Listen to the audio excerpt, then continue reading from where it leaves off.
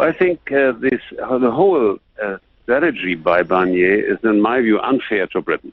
Hans-Olaf, it sounds like you should be negotiating on behalf of the British government.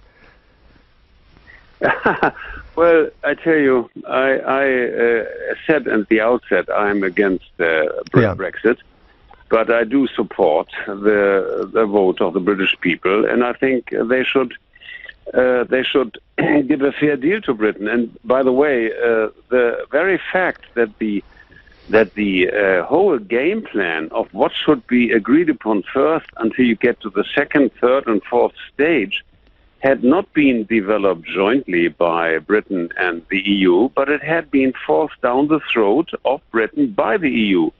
You know, if you have a trade deal between country A and country B, then both parties have to agree on the sequence of the agreements and the negotiations.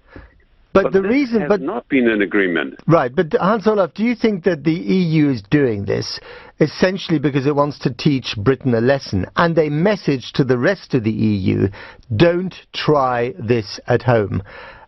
They want to make sure that other countries don't get the same idea of coming up with a bespoke deal, of opting out of some bits of the EU but not others. Absolutely. I'm convinced that that's the case. These Europhiles, Barnier, the French government, most of the people in Brussels, and Verhofstadt, they are absolutely scared stiff that some other country might get the idea and leave the UK, so the European Union. So they are trying to give the impression that they want to punish the British.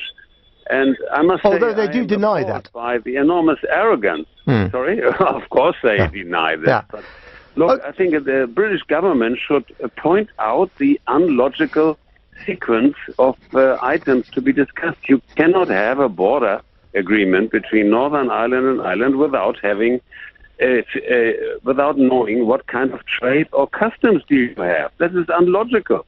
Right.